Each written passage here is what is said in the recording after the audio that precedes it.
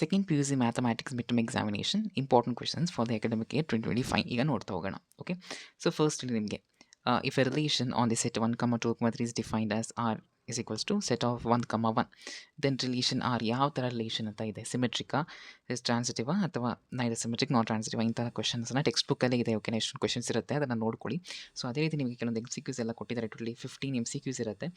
So ನನ್ನ ಒಂದು tip ಏನು ಅಂದರೆ, ನಿಮಗೆ MCQs ಏನಿದೆಯಲ್ಲ, ಟೆಕ್ಸ್ಟ್ ಬುಕ್ಕಲ್ಲಿ ಇರ್ತಕ್ಕಂಥ ಎಲ್ಲ MCQಸನ್ನು ಕರೆಕ್ಟಾಗಿ ನೀವು ಸಾಲ್ವ್ ಮಾಡ್ಕೊಳ್ಳಿ ವಿತ್ ಆನ್ಸರ್ಸ್. ಓಕೆ, ಕಾನ್ಸೆಪ್ಟ್ನ ಅರ್ಥ ಮಾಡಿಕೊಂಡು. ಸೊ ಅಲ್ಲೇ ನಿಮಗೆ ಕೆಲವೊಂದು ಹೆಲ್ಪ್ ಆಗುತ್ತೆ. ಓಕೆನಾ, ಅದೇ ರೀತಿ ಟೆಕ್ಸ್ಟ್ ಬುಕ್ಕಲ್ಲಿ ನೋಟ್ ಪಾಯಿಂಟ್ಸ್ ಅಂತ ಕೆಲವೊಂದು ಕೊಟ್ಟಿರ್ತಾರೆ.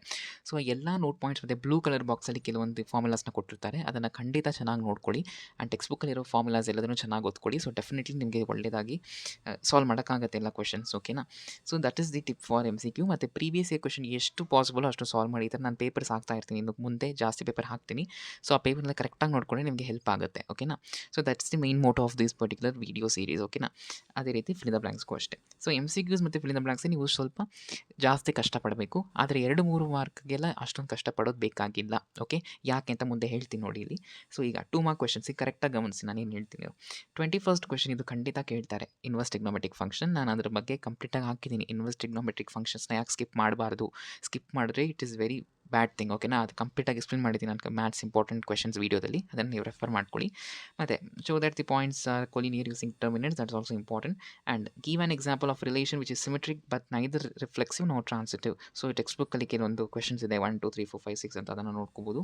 ಮತ್ತು verify that A minus A dash is a skew symmetric matrix ಅಂತ ಕೇಳಿದ್ದಾರೆ. Next is the function define, ಅದು ನೋಡ್ಕೊಳ್ಬೋದು. ಅದೇ ರೀತಿ ಡೆರಿವೇಟಿವ್ನ ಫೈಂಡ್ ಔಟ್ ಮಾಡೋಕ್ಕೆ ಕೇಳಿದ್ದಾರೆ. ಓಕೆನಾ, that is also from your derivative chapter. ತುಂಬ ಸಿಂಪಲ್ ಆಗಿ ಇರುತ್ತೆ, ಅಷ್ಟೊಂದೇನು ಡಿಫಿಕಲ್ಟ್ ಇಲ್ಲ. ಓಕೆನಾ, next find maximum value of the function. So ಇದು ಮ್ಯಾಕ್ಸಿಮಮ್ ಮಿನಿಮಮ್ ಅದು ತುಂಬ ಇಂಪಾರ್ಟೆಂಟ್ ಆಗುತ್ತೆ. ಮತ್ತು find the value of cos inverse of 1/2 plus 2 sine inverse of 1/2. This is also from your inverse trigonometric function chapter. ಈಗ 3 mark questions ನೋಡಿ. 2 mark ಕ್ವೆಶನ್ಸಲ್ಲಿ ಈ ಕ್ವೆಶನ್ಸ್ನ ನೀವು first solve ಮಾಡಿ, ನೆಕ್ಸ್ಟ್ ನೀವು ಟೆಕ್ಸ್ಟ್ ಬುಕ್ಕು ಮತ್ತು ಇನ್ನಿತರ ಪ್ರಾಬ್ಲಮ್ಸ್ನ ಸಾಲ್ವ್ ಮಾಡೋಕ್ಕೆ ಹೋಗಿ. ಬಿಕಾಸ್ ಈ ಕ್ವೆಶನ್ಸ್ ಎಲ್ಲ ತುಂಬ ಇಂಪಾರ್ಟೆಂಟ್, ಬರೋ ಚಾನ್ಸಸ್ ತುಂಬ ಜಾಸ್ತಿ ಇರುತ್ತೆ. Next, show that the relation are in the set defined is reflexive and transitive. So ಈ ಕ್ವೆಶನ್ ತುಂಬ ಇಂಪಾರ್ಟೆಂಟ್, ಇದು ಕೇಳ್ತಾರೆ. ನೆಕ್ಸ್ಟ್, ಇನ್ವರ್ಸ್ ಟ್ರಿಗ್ನೋಮೆಟ್ರಿಕ್ ಫಂಕ್ಷನ್ದು ಸಿಂಪ್ಲೆಸ್ಟ್ ಫಾರ್ಮ್. ಓಕೆನಾ, ಇದು ತುಂಬ ಇಂಪಾರ್ಟೆಂಟ್, ಟೆಕ್ಸ್ಟ್ ಬುಕ್ಕಲ್ಲೇ ಇದೆ. ಒಂದು ಲಾಸ್ಟ್ ಎಕ್ಸಸೈಸಲ್ಲಿ ಒಂದಷ್ಟು ಪ್ರಾಬ್ಲಮ್ಸ್ ಇದೆ, ಅದನ್ನಷ್ಟನ್ನು ಕರೆಕ್ಟಾಗಿ ಸಾಲ್ವ್ ಮಾಡಿಕೊಂಡ್ರೆ ಡೆಫಿನೆಟ್ಲಿ ನೀವು ತುಂಬ ಚೆನ್ನಾಗಿ ಮಾಡ್ಬೋದು. ಓಕೆನಾ, next, A and B are symmetric matrix of same order, then prove that AB minus BS is skew symmetric matrix. ಇದು ತುಂಬ ಸಿಂಪಲ್ ಪ್ರಾಬ್ಲಮ್ ಇದು. ಅದೇ ರೀತಿ this is differentiation of inverse trigonometric function, ತುಂಬ ಇಂಪಾರ್ಟೆಂಟ್ ಕ್ವೆಶನ್ ಇದು.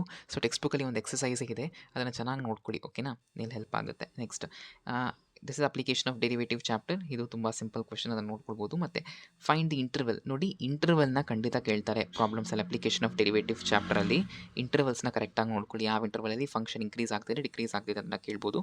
ಮತ್ತು 37th question ತುಂಬ important ಆಗುತ್ತೆ. ಓಕೆನಾ, ಅದು ಸ್ವಲ್ಪ ನೀವು CETಯಲ್ಲಿ ಕೇಳಿದ್ದಾರೆ ಆ್ಯಕ್ಚುಲಿ ಅದನ್ನು. ಓಕೆನಾ, ಆ ಕ್ವೆಶನ್ ತುಂಬ ಇಂಪಾರ್ಟೆಂಟ್ ಆಗುತ್ತೆ. ಮತ್ತು 38th question very very very very important question, ಖಂಡಿತ 3 ಮಾರ್ಕ್ಸ್ಗೆ ಫೈನಲ್ ಎಕ್ಸಾಮಲ್ಲಿ ಕೇಳ್ತಾರೆ, ಅದನ್ನು ಚೆನ್ನಾಗಿ ನೋಡ್ಕೊಳ್ಳಿ. ಓಕೆ, ಅದಾದಮೇಲೆ 5 ಮಾರ್ಕ್ ಕ್ವೆಶನ್ ನೋಡಿ. 5 ಮಾರ್ಕ್ ಕ್ವೆಶನಲ್ಲಿ 39th ಎಷ್ಟು ವೇರಿ ಹಾಕೊಳ್ಳಿ. ಓಕೆ, ಅಷ್ಟು ಇಂಪಾರ್ಟೆಂಟ್ ಅದು, ಖಂಡಿತ ಆ ಕ್ವೆಶನ್ ಕೇಳ್ತಾರೆ. ದಯವಿಟ್ಟು ಅದನ್ನು ಸ್ಕಿಪ್ ಮಾಡೋಕ್ಕೆ ಹೋಗ್ಬಿಡಿ. ಪ್ರತಿಯೊಬ್ಬರು ಆ ಕ್ವೆಶನ್ನ ಕರೆಕ್ಟಾಗಿ ಟೆಕ್ಸ್ಟ್ ಬುಕ್ಕಲ್ಲಿ ಹೇಗಿದೆಯೋ ಅಥವಾ ನಿಮ್ಮ ಕಾಲೇಜಲ್ಲಿ ಮಾಡಿಸಿರೋ ಥರ ಕರೆಕ್ಟಾಗಿ ಓದ್ಕೊಳ್ಳಿ. Because it is a guaranteed question. ಓಕೆನಾ, ಒಂದೇ ಟೈಪ್ ಆಫ್ ಪ್ರಾಬ್ಲಮ್ ಇರೋದು ಟೆಕ್ಸ್ಟ್ ಬುಕ್ಕಲ್ಲಿ ಆ ಥರ. ಇನ್ನೊಂದು ಎಕ್ಸಸೈಸಲ್ಲಿ 3x - 4 ಅಂತ ಒಂದು ಬರುತ್ತೆ. ಆ ಪ್ರಾಬ್ಲಮ್ ಎರಡನ್ನೂ ನೋಡಿಕೊಂಡ್ರೆ ನಿಮಗೆ 99% ಖಂಡಿತ ಬರುತ್ತೆ ಅದು. ಓಕೆನಾ, ಮತ್ತೆ ಹೇಳ್ತಾ ಇದ್ದೀನಿ, ದಟ್ಸ್ ಇಂಪಾರ್ಟೆಂಟ್. ನೆಕ್ಸ್ಟ್, ಇದು AC BC ಮತ್ತು A + B × C ನೋಡಿ. 40th ಕ್ವೆಶನ್ ಏನಿದೆಯಲ್ಲ, ಅದು ತುಂಬ important question. But many of them mistake ಮಾಡ್ತಾರೆ ಮಲ್ಟಿಪ್ಲೈ ಮಾಡಬೇಕಾದ್ರೆ. ಬಟ್ ಟ್ರಸ್ಟ್ ಮೀ, ನೀವು ತುಂಬ ಉದ್ದ ಇಂಟಿಗ್ರೇಷನ್ ಆ ಥರ ಸಂಸಾರ ಮಾಡೋ ಬದಲು ಇವೆಲ್ಲ ತುಂಬ ಈಸಿಯಾಗಿ ಮಾಡಿ ಮುಗಿಸ್ತಕ್ಕಂಥ ಪ್ರಾಬ್ಲಮ್ಸ್ ಇದೆ. ದಯವಿಟ್ಟು ಸ್ಕಿಪ್ ಮಾಡಬೇಡಿ. ಒಂದು 5 ನಿಮಿಷ ಎಕ್ಸ್ಟ್ರಾ ತೊಗೊಂಡ್ರೂ ಪರವಾಗಿಲ್ಲ, ಕರೆಕ್ಟಾಗಿ ನೀಟಾಗಿ ಮಾಡಿದ್ರೆ ಈಸಿಯಾಗಿ ಆನ್ಸರ್ ಬರುತ್ತೆ. ಓಕೆನಾ, ಸೊ ಅದನ್ನು ಸ್ಕಿಪ್ ಮಾಡೋಕ್ಕೆ ಹೋಗ್ಬೇಡಿ. ಅದೇ ರೀತಿ linear equation by matrix method, ಇದನ್ನು ಅಷ್ಟೇ.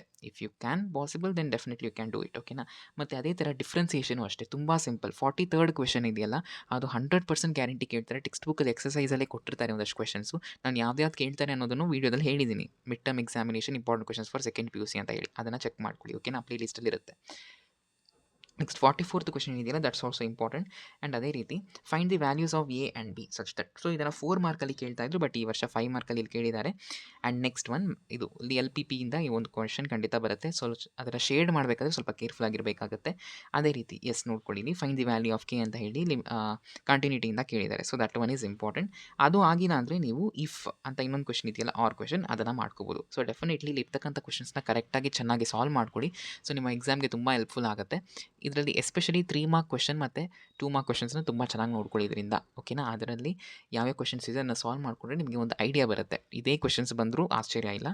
ಓಕೆ, ಸೊ ನಿಮಗೆ ಈ ವಿಡಿಯೋ ಇಷ್ಟ ಆಗಿದ್ರೆ ಲೈಕ್ ಮಾಡಿ, ಶೇರ್ ಮಾಡಿ ಮತ್ತು ಕಮೆಂಟ್ ಮಾಡಿ. ಇದೇ ಥರ ನಾನು ಮತ್ತೆ ಇನ್ನೂ ಇಂಪಾರ್ಟೆಂಟ್ ಕ್ವೆಶ್ಚನ್ಸ್ನ ಹಾಕ್ತಾ ಇರ್ತೀನಿ. ಸೊ ಚಾನಲ್ಗೆ ಸಬ್ಸ್ಕ್ರೈಬ್ ಮಾಡೋದನ್ನ ಮರಿಬೇಡಿ. Thank you.